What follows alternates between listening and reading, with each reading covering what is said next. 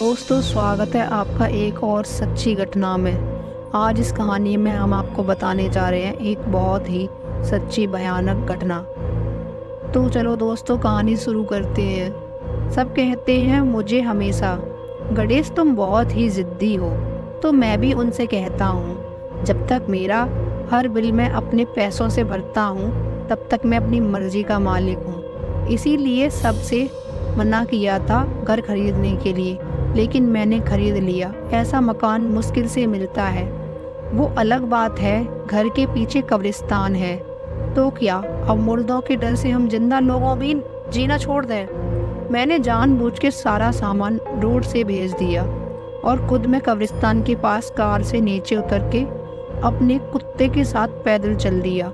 कब्रिस्तान के बीच से होता हुआ फिर आया अपने मकान के बाहर एक छोटा सा लोहे का गेट कमरे के पास से खोलता हुआ। मेरे कुत्ते को नई जगह संभालना बहुत मुश्किल हो रहा था, तो मैंने उसे खोल दिया और वो अंदर की तरफ भागते भागते चला गया। मैंने पलटकर देखा, जो गेट मैंने खोलने के बाद बंद करके आया था अब वो खुला हुआ है। मैं अपने कुत्ते को संभाल नहीं पाया। वो पूंछ हिलाते जैसे इतना खुश हो रहा था कि जैसे उसका मालिक मैं नहीं कोई और हो। पूंछ हिलाते हुए वहाँ मिट्टी के चट्टान लगे गए थे। जानवर अपना इलाज खुद ही कर लेते हैं।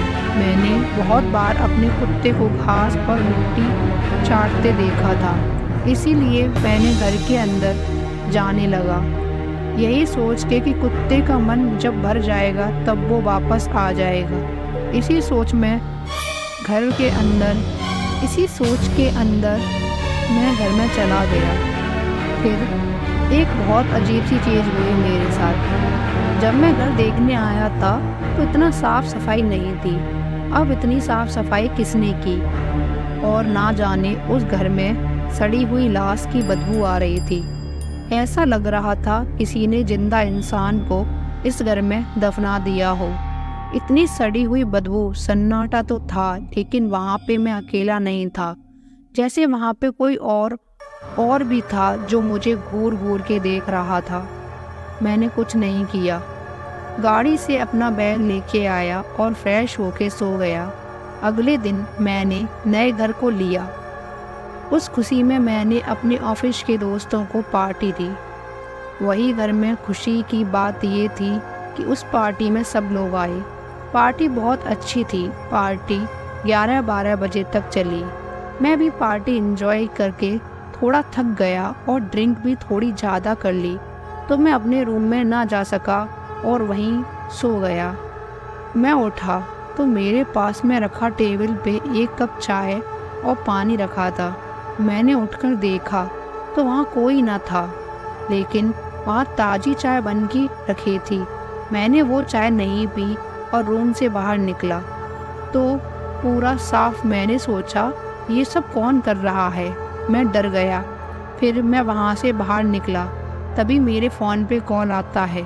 हेलो गणेश यार, मैंने तुम्हारे रूम के टेबल पे चाय बना के रख दी थी। मैंने बोला, बोलू तू कब आया था और चाय बना के चला गया? हेलो हेलो मैं करता गया, लेकिन उधर से कोई आवाज़ सुनाई नहीं दी। फ़ोन तो कट चुका था।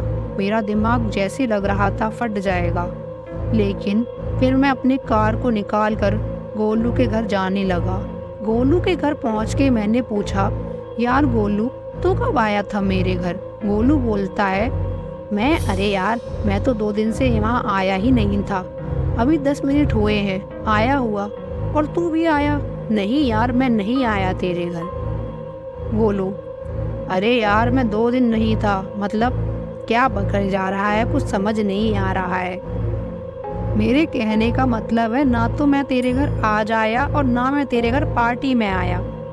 मैं बोला, यार मैंने एक घर लिया है, तब से कुछ ना कुछ अजीब हो रहा है। गोलू बोलता है, क्या? लेकिन ऐसा कैसे हो सकता है? लगता है तुम्हारा भरम हो, तूने ज़्यादा ड्रिंक कर ली हो। मत पिया कर ज़्यादा यार, एक दिन मर जाएगा। फिर क्या था? फिर मैं अपने घर आ रहा था तो सोचा रास्ते से कुछ सामान ले लूँ। सामान लेकर अपने घर आया। थक गया था और मुझे नींद आ गई। अचानक तभी दरवाजे पे खटखट की आवाज़ आने लगी। नींद तो आनी चाहिए थी, लेकिन नींद आ रही थी, लेकिन दरवाजे पे खटखट खटखट मेरा और सिर दर्द कर रही थी। मैंने दरवाज़ा खोला, दरवाजे पर कोई नहीं था। फिर मैंने सोचा क्यों ना छत पर जाया जाए और थोड़ी ताज़ी हवा ली जाए।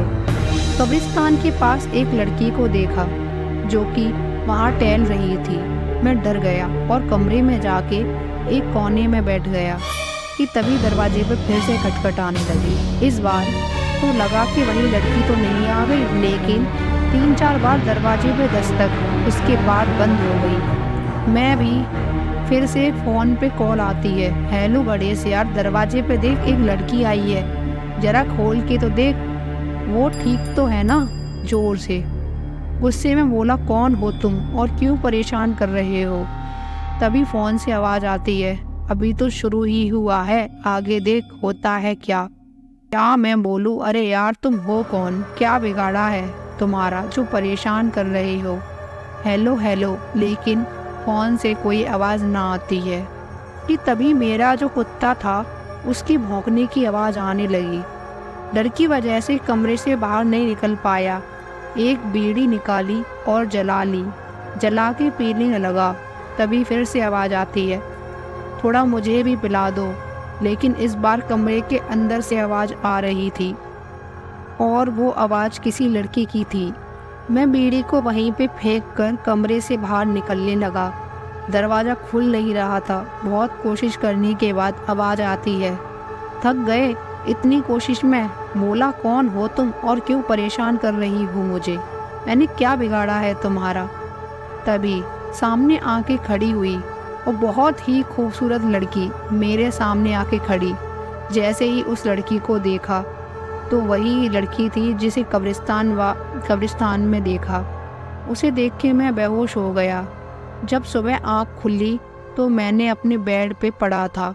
मैं उठ के देखा तो मेरे कपड़े खुले हुए थे और बेड पे पूरा बाल बिखरा हुआ था। झट से कपड़े पहने और कमरे से बाहर निकला तो देखता हूँ जो मेरा कुत्ता था वो मेन गेट पे मरा पड़ा था। मैं बहुत रोया और समझ में नहीं आया कि इसको हुआ क्या, बल्कि वही लड़की कर रही थी। मैं झट से अपने कार में जाके बैठ गया और स्टार्ट की, लेकिन मेरी कार स्टार्ट नहीं हो रही थी। मैं अपनी जान बचाने के चक्कर में कार वहीं पे छोड़ आया और डर की वजह से पैदल ही भागना स्टार्ट कर दिया। लेकिन मैं भाग के वापस वहीं पे आ गया। मैं समझ चुका था कि मेरा यहाँ से भागना बेकार है। अगर यहाँ से निकलना है तो हिम्मत से काम लेना पड़ेगा। वापस घर के अंदर आ गया। तभी आवाज़ आती है, लड़की थी। वापस आ गए? मैं बोला, तुम कौन हो जो मुझे परेशान कर रही हो और मुझे जाने क्यों नहीं दे रही। देखो मुझे जाने दो, घर भी तुम रख लो, लेकिन मुझे जाने दो। कोई आवाज़ नहीं आई। मेरा रो रो के बुरा हाल हो चुका था। मैं अपना फ़ोन निकालता हूँ किसी से हेल्प मांगने के लिए, तो मेरे फ़ोन में नेटवर्क ही नहीं था। मैं थक हार के अपने रूम में चला गया। सुबह से भूखा था, नहीं कुछ खाने के लिए था ना कुछ पीने के लिए। अपने कमरे में जाके आराम से सो गया। लेकिन सुबह कब हुई कुछ पता न चला। सुबह हुई, सोचा कुछ बना लो खाने के लिए, लेकिन घर में कुछ नहीं था। तो फिर ना जाने क्यों मैं टहलता हुआ घर से बाहर निकला। मन बहुत भारी सा लग रहा था, अजीब सा। मैंने सोचा, अजीब और गरीब चीज़ें मेरे साथ ही क्यों हो रही हैं। क्या उस घर में कुछ था, या फिर मेरा कुत्ते के साथ कब्रिस्तान से होते हुए घर तक आना मुझे परेशान कर रहा था।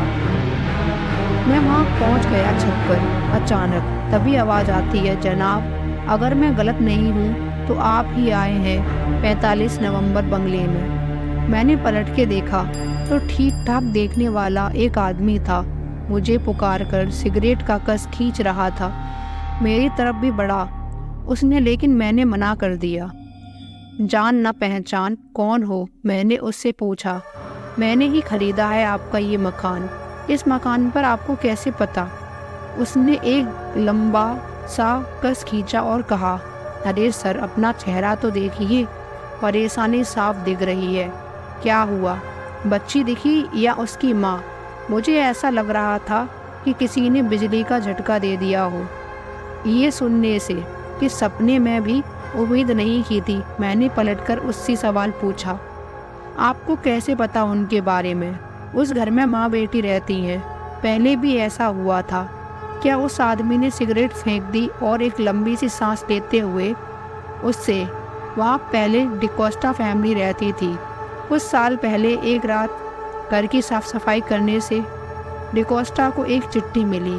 पता चला कि उसकी जान सी प्यारी बेटी टीना उसकी नहीं बल्कि डिकोस्टा की पत्नी और उसका बॉयफ्रेंड सूरज की बेटी है।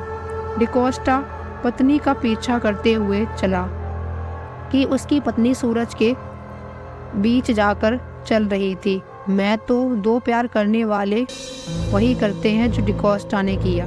डिकोस्टा ने अपनी पत्नी को भगा के शादी की थी।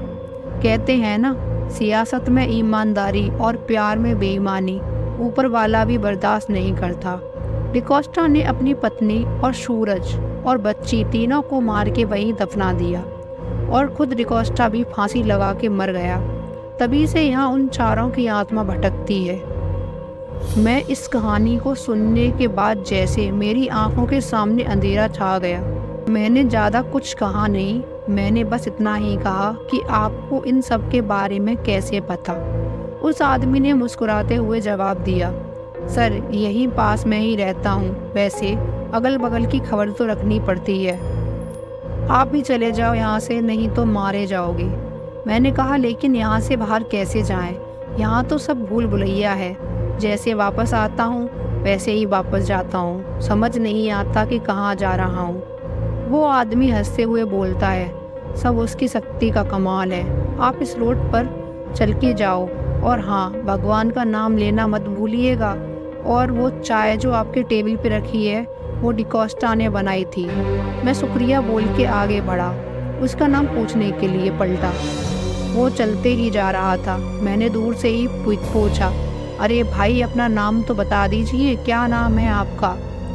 आदमी हंसते हुए बोला, डिकोस्टा। मैं वापस घर जाने के लिए पलटा तो मुझे कुछ याद आया कि वही डिकोस्टा है। मैंने उसे तो वो कब्रिस्तान की तरफ जा रहा था। मैं भी भगवान का नाम लेते हुए वहाँ से भागते भागते मेन रोड पर आ गया और वहाँ से लिफ्ट लेके वापस मुंबई चला गया।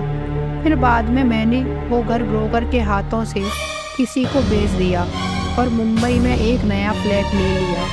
मेरे को कई दोस्तों को जो मकान लेते हैं, बिल्डिंग खरीदते हैं या फ्लैट खरीदते हैं, मैं उनसे ये बात ज़रूर पूछता हूँ कि कहीं तुम्हारे बंगले के पास या आसपास कहीं कब्रिस्तान तो नहीं है? अगर हो तो ज़रा ध्यान रखना।